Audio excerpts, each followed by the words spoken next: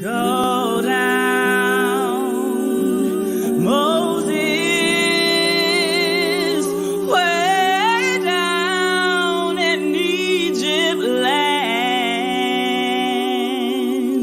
Tell old Pharaoh to let my people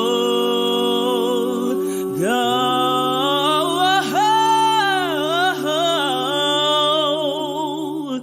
Go down, Moses, way down in Egypt land. Tell old Pharaoh to let my people go.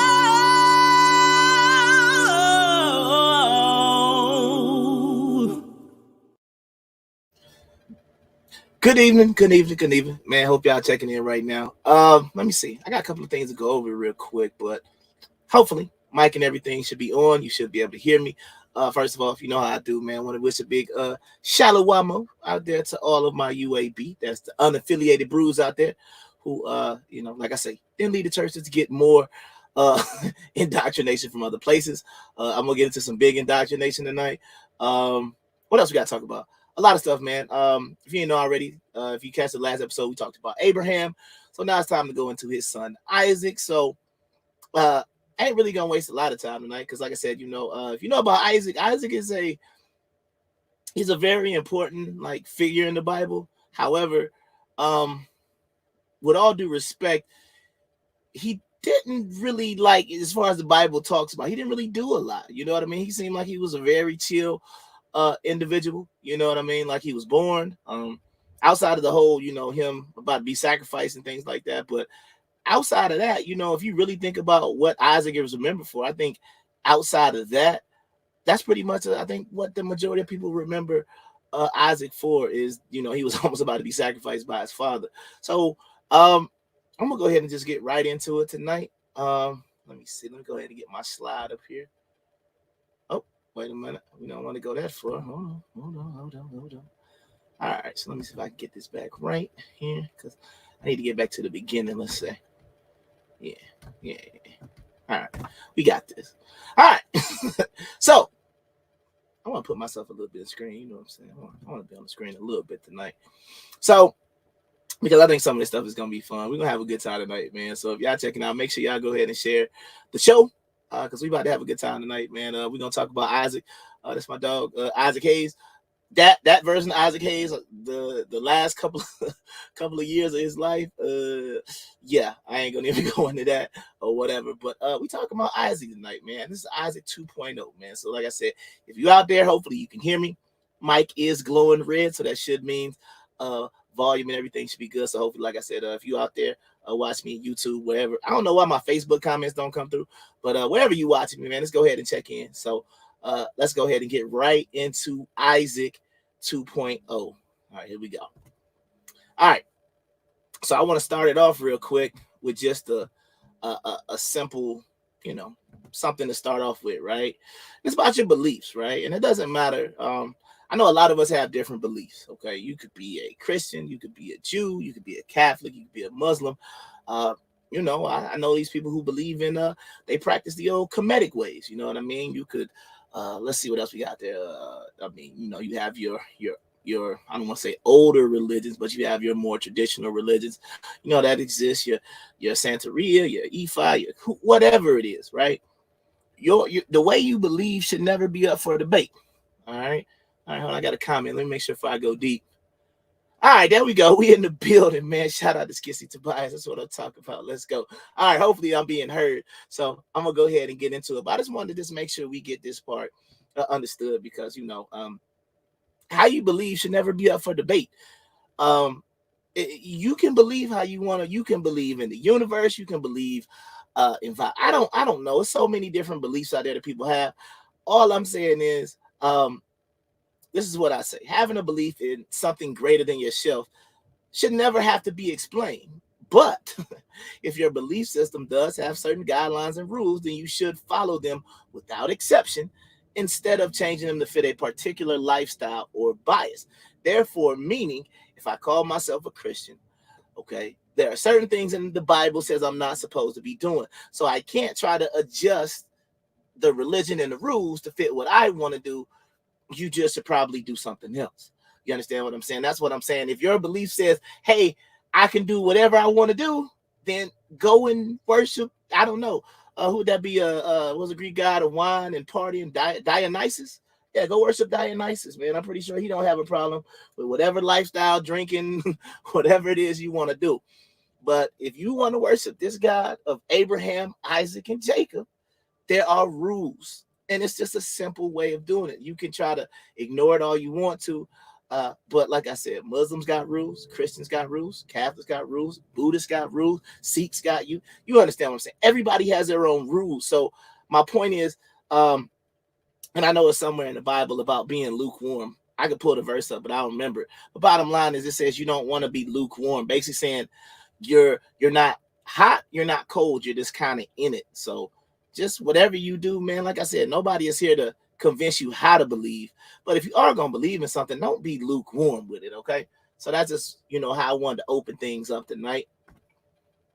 All right, personal study questions on your own, all right?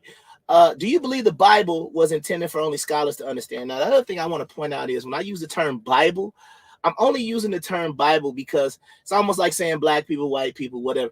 It is the generally understood term.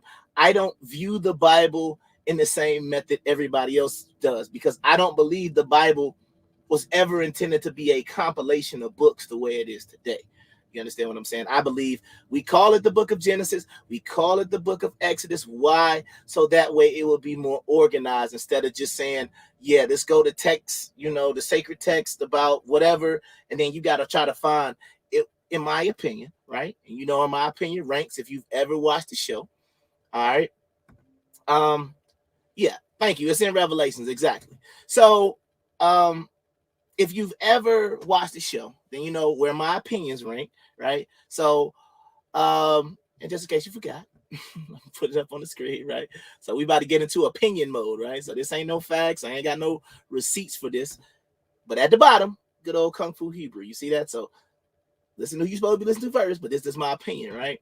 The Bible was never intended to be a compilation book. Like I know I used to watch Game of Thrones, right? And even though the story kind of seemed to go in a certain direction, each book was separate. They separated the books. Same way with you Harry Potter fans out there. They didn't just say, hey, from whatever the first one is, Harry Potter people don't get mad at me because I don't know the name of the books in order to the last one. You understand what I'm saying? I don't know. But if they just put all the Harry Potter books together, right? You understand what I'm saying? That's what it was. So I refer to it as the book, the scriptures, the sacred text, something like that, because I feel like the fact that we have a Bible and it's all combined together, and we know that each book did not have the same author. Some people still believe that, God sent a holy book from, down to the earth, and that's not how the Bible was written. It was written by scribes. It was written by some of the prophets. You got to understand that, but we'll get into that later. Okay. But the bottom line is, right, because this is something I keep hearing. Like, I understand on this show, what I'm trying to do is establish a basic foundation and to kind of prove a point that everything comes out of this book. Everything on earth, doesn't matter who it is, where it is, what society, whatever. Everybody comes out of the same book. How they decide to get there now is up to them. But it seems like now you got to have like a PhD to break down the Bible. And I'm like, it shouldn't have been that way. And I don't think the people of the Bible actually viewed the Bible as not the Bible, but they viewed it like a religion. I feel like the way we know the laws, like we know, like red light means you got to stop, green light. I feel like they knew the law like that the same way we knew the law. The religion aspect of it, I feel like that's just more or less something that we're doing, more in the modern times. Okay, so also, what other civilizations existed during this time? So it's just something just to think about, right? Because if you got to understand, Israel was not formed. Okay, in the last show, we talked about Abraham going down into Egypt. We talked about Mesopotamia. That's a word used in the Bible. We talked about the Chaldees, talked about different things so far, right? So what other civilizations around the world would have existed at this time? So there's something to think about, just so you can kind of get a general idea, because Israel has not been formed. You got to understand, Israel doesn't come into play for real until we have kings. You understand? Until we get the King Saul. But we got a while to get the King Saul. So I'm going to go ahead and keep it moving. My main sources, I'll be using the Amplified Bible, the 54 complete Apocrypha, all 54 books, the Tanakh, which has the original, well, not the original Hebrew, but it has Hebrew in it. It's not the Paleo Hebrew that they were writing, right? And the Antiquities of the Jews, which once again is one of my main sources, because it is a very old source. I like it because it's almost 2,000 years old, and it is a direct source to not necessarily prove the what we know as the Bible was real, but we know at least that 78 AD, because everybody says, they have their criticisms of the Bible, which are well deserved, right? Because somebody had it and said, hey, throw that out, put that in, throw that out. Nope, nope, nope. So we're going to get to why that happened and what happened with that as well. But we got to understand the Bible is under criticism. So that's the reason why I like the Antiquities of the Jews by Flavius Josephus, not because he agrees with me. That's another thing you got to be careful of. Some of y'all people like to listen to these people on YouTube that only like to quote sources that agree with them instead of just using the source as a source. Because I'll tell you right now, nowhere in the Antiquity of the Jews does he ever mention color. I think he mentions David's color one time, but he never really mentions color. He doesn't say like, yeah, the ancient Israelites were black, or the ancient Israelites were white people with, whatever. Never mentions it. So that's the other reason why I like using them. It's to me, I'm not gonna say it's unbiased because he was Jewish, so you gotta take that into account. But at the same time, it's about as unbiased as I can find. So here we go. Let's get into Isaac, man. Isaac was born to Abraham and Sarah around the year AN 1937. I gotta remind myself. I gotta find out what AN means. The way I'm doing this, I'm just counting down from the beginning. If you watched the show last year, remember we talked about basically when they say creation began. So based on this, plus if we add in the time, because Josephus goes all the way through Alexander the Great. I'm gonna have to go back and compare it to the BC or BCE or whatever, but I will let you know next week what that year actually represents. But that's what it says in Antiquities of the Jews, book 1, chapter 12, section 2. All right, it says Abraham was 100 years old and Sarah was 90 when Isaac was born. Okay. And it says that Sarah didn't want Isaac to grow up with Ishmael because he was around 13 to 14 years older than Isaac, and she feared he might try to harm him. Okay, if you get into the Apocrypha, in the book of Jasher, it says, chapter 21, 12, verse 15, it says that Sarah actually caught Ishmael with a bow and arrow about to kill Isaac. So once again, I use the book of Jasher not as a confirmation, not as something that should be accepted as law. I just say it's a outside source that helps to explain some of the things that happen, because we know that Hagar, and if you remember in the last one, Hagar was kind of walking around feeling herself, and we got to understand that Ishmael might not have had the greatest intention towards Isaac, because he might have understood that Isaac was going to supplant him. Kind of sort of the same thing that's about to happen with the next group of sons, with Jacob and Esau, but we'll get to them in a second. And let's keep going. All right, Isaac means he laughs or laughter. All right, that comes from Strong's H3327, and that is his name in the Hebrew. Now it's pronounced a little different in the Hebrew. It's more like Ishtak or Ishtak. So yeah, it's pronounced a little different. See, okay. Now, let's talk about Isaac. The prophecy about Isaac can be found in Genesis 18, and the origin of his name can be found in Genesis 18, verse 10 through 15. It says, while Josephus says that Isaac was 25 years old when he was going to be sacrificed by Abraham, the Bible narrows the age between 5 and 37, because Sarah died at the beginning of the next chapter, and she was 127. So, simple math. He was born when she was 90, so somehow in between. They say the average age of being, well, back then, that's the reason why I think these dudes was on another level, because they was breastfeeding probably till they was about 5 years old. You understand what I'm saying? So they're saying his age could be anywhere when he was going to be sacrificed between 5 and 37. I like the 25 age because that also shows you what type of person Isaac was, that he was honestly saying like at 25, because I'm thinking about how I was at 25.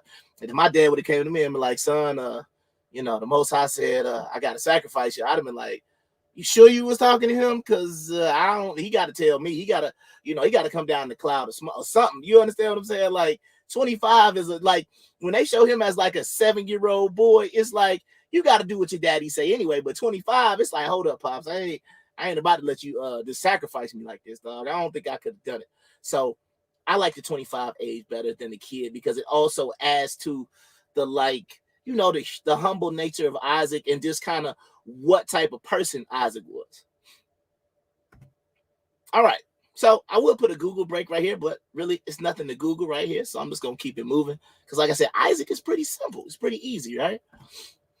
All right, Rebecca. All right, Rebecca means ensnarer. I was like, okay, I didn't know that, but that's interesting. Ensnare. What is that? I mean, that's an interesting like name that her name meant to ensnare. What was she ensnaring? But anyway, Strong's H7259. All right, she was the granddaughter of Abraham's brother Nahor. Okay, and it says that Abraham sent the eldest of his servants to Mesopotamia to get a wife for Isaac.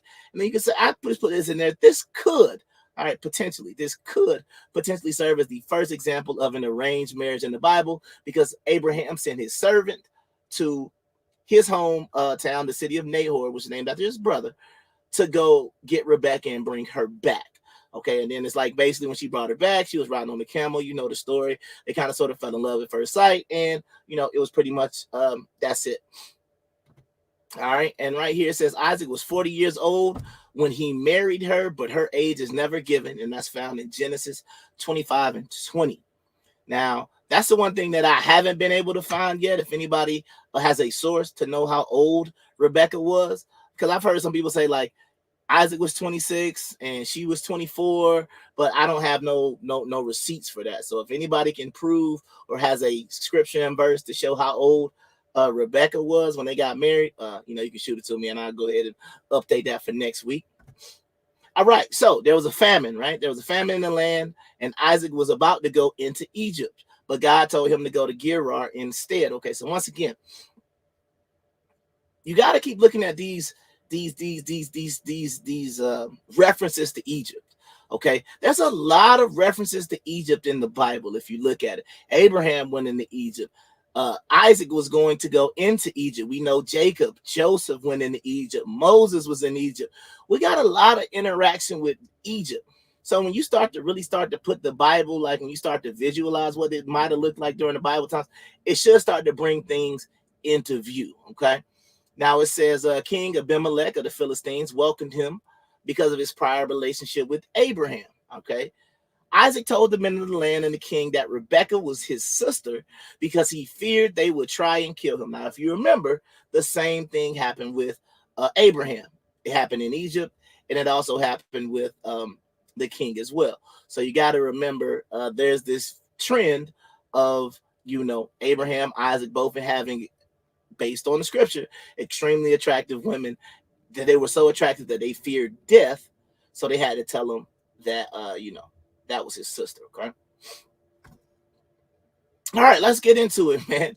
Esau and Jacob. All right, Esau and Jacob. That's a typo, not Jacksaw, but we're born to Isaac and Isaac and Rebecca around AN 1857. That's from Antiquities of the Jews, book 1, chapter 18, section 1.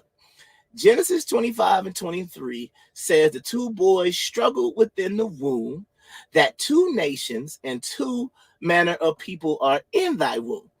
He also said that one shall be stronger than the other, and the elder shall serve the younger. Okay. Josephus says later in chapter 18 that by reason of its hairy roughness, he might by his father be believed to be Esau. He was referring to Jacob. This was part of the birthright. I'm going to go into this more next week. I just got to make a quick point. Okay. For they being twins and all things else alike differed only in this thing. So based on Josephus, who is one of the earliest accounts of the Bible, what we know as the Bible today, said that Esau and Jacob were twins. And in all else things alike, except for one was hairy and rough and the other wasn't. And if you go into the Bible another reason why I believe the hairy smooth is because if you go when he's talking to Rebecca, I'm not sure which verse that is, but when we're talking about that, we're going to go into this more next week. But Jacob even says, he's basically asking his mother, how am I going to pass for Esau? And he is quoted as saying, because I am a smooth man. Okay. So that's just another context clue that they were just twins. You understand? So I think once again, the black baby and the white baby in the womb, it still blows my mind as to why people think this. If you look at the one picture, Esau looks like, I guess he's the one on the right with the red hair, like he's huge, and Jacob's just some little like weak person. I don't know why even that is depicted. Let's keep going. Esau and Jacob depictions, right? So I basically said, I'm not sure why people portray Esau and Jacob as drastically different people. They were twins, and outside of the hairy roughness, looked the same. Okay, so I'm gonna go into the whole Esau thing, but this isn't really like, to me, it's not even like what I'm saying right now, unless you're kind of in the I don't even like saying the Hebrew Israelite community, because I don't feel like I'm within it. I just feel like I'm a Hebrew, and outside of that, everything else we probably disagree on.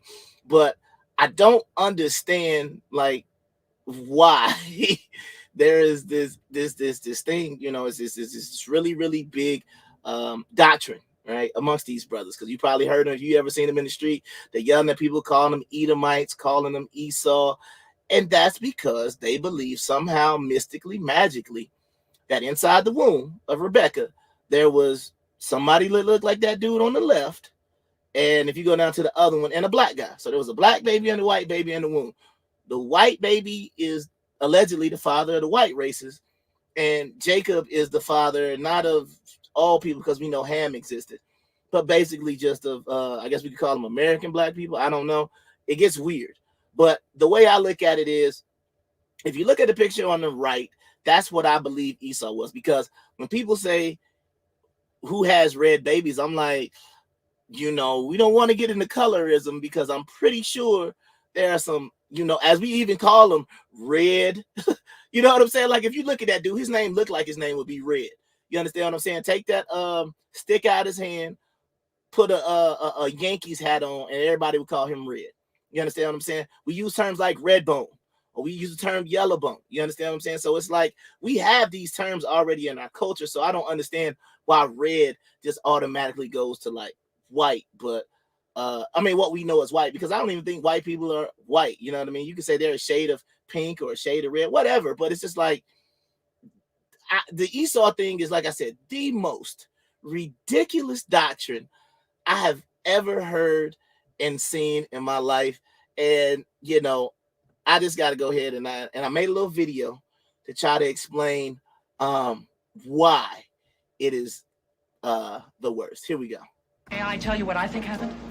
Alrighty then. And Japheth is identified as the father of the Indo-European nations, or the western and northern regions of the earth. So if you ask yourself, where is the Indo-Europe? Europe. White people. This is y'all's progenitor, okay? Japheth, right? Even in Genesis 5:10, it refers to his lineage. And once again, this is something that we were taught wrong in church. But the descendants of Japheth were taught as the Isle of the Gentiles. Well, that's a very entertaining story, but unfortunately, real detectives have to worry about that little thing called evidence. Oh, it's a deep burn. Oh, it's so deep. Well, I guess I'm a little out of my league here. Einhorn, good work.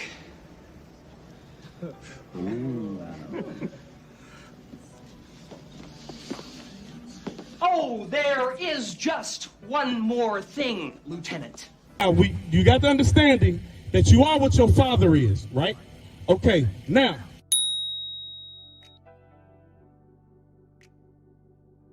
That you are what your father is. That you are what your father is. Genesis 25 verse 23. And the Lord said unto her, 2 nations are in thy womb, and 2 manner of people shall be separated from thy bowels, And the one people shall be stronger than the other people, and the elder shall serve the younger. Do you suppose we could count together? Yeah. Okay. I'll go first, and you go second, okay? Okay. I'll do the first one, and then you. I go first. Oh, you want to go first? Second. Okay, you go first. 1, 2, 3, 4, 5, 6.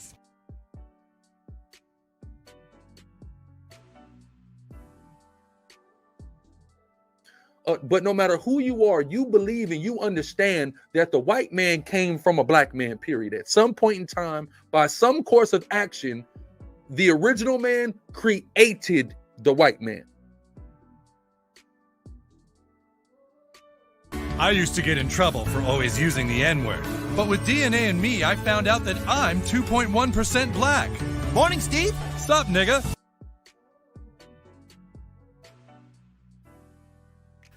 The scripture shows you the original habitation of the sons of Japhet, which was Europe. But now they're identified as Samoans.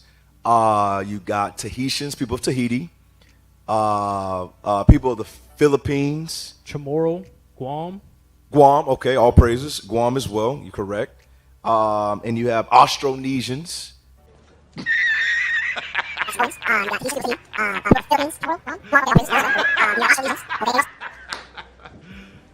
You serious? That doesn't make sense.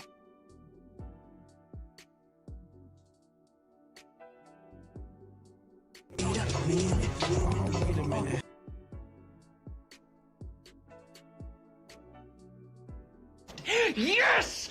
Yes! Oh, yeah! Can you feel that, buddy? Huh? Huh? Huh? I have exorcised the demons. This house is clear.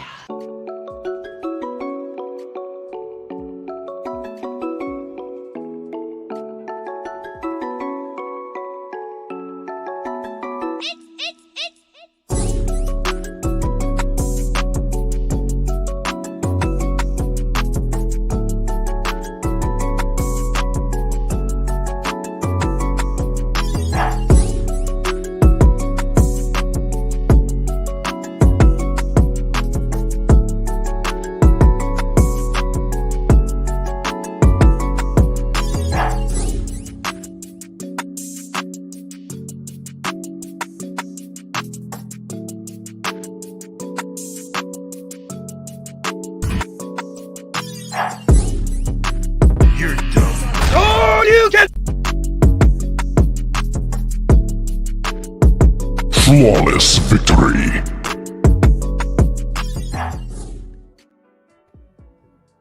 All right.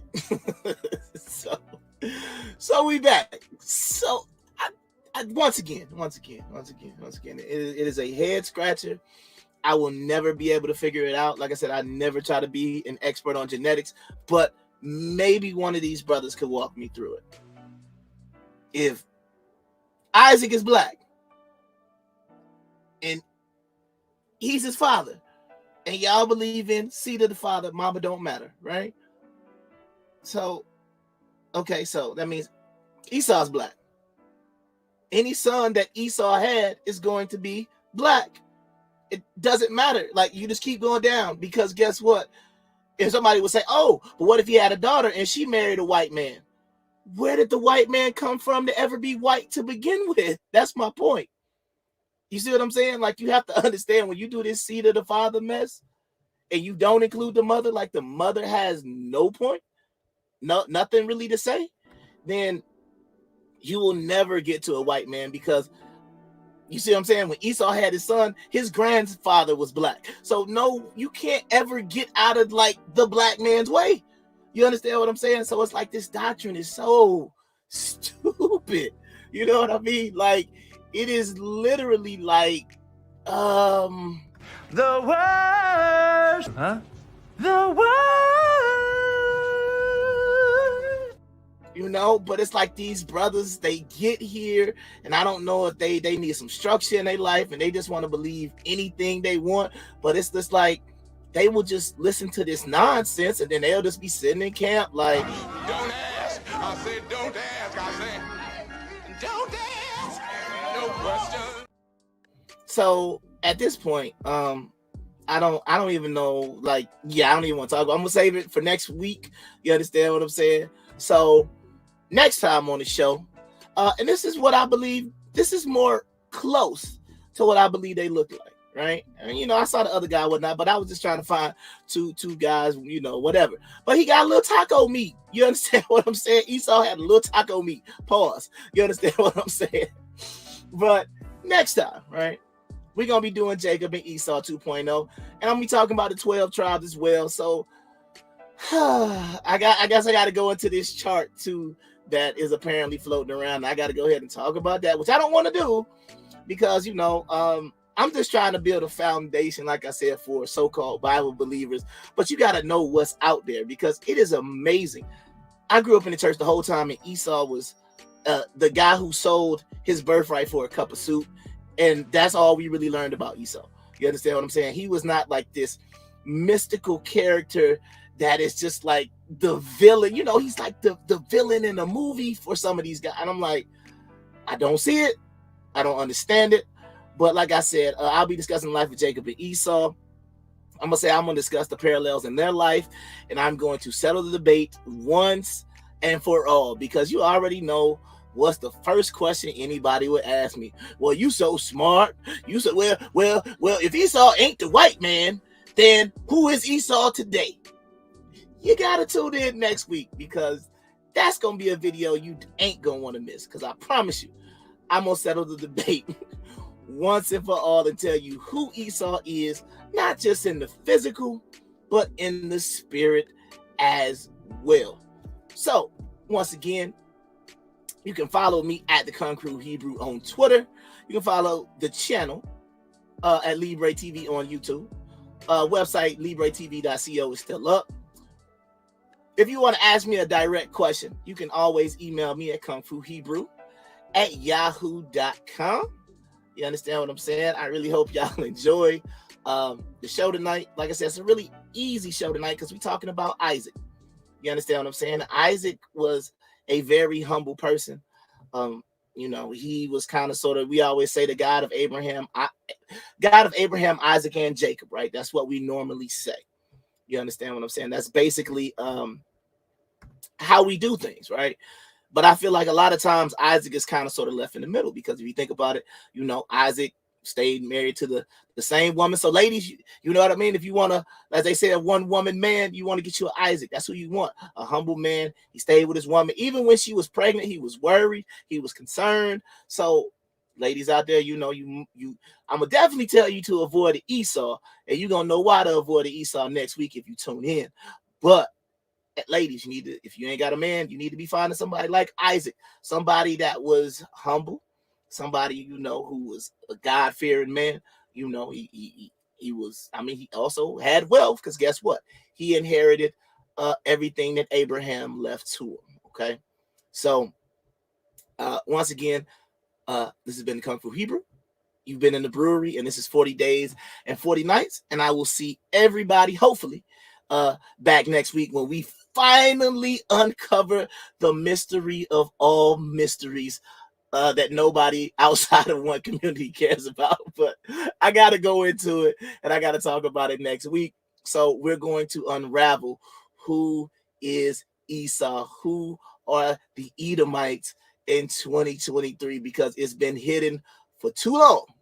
But if you don't tune in next week, you got to tune in next week to find out. So everybody be safe out there. Shalom.